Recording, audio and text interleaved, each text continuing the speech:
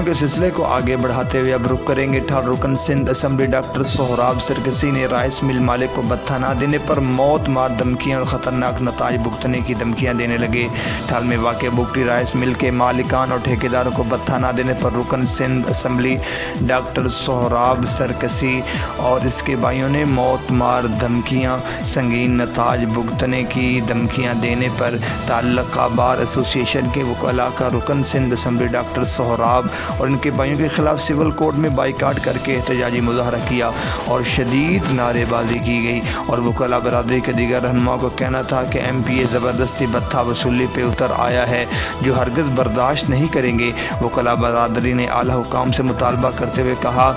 कि भत्ता माफिया के खिलाफ कार्रवाई करके इंसाफ दिया जाए। हम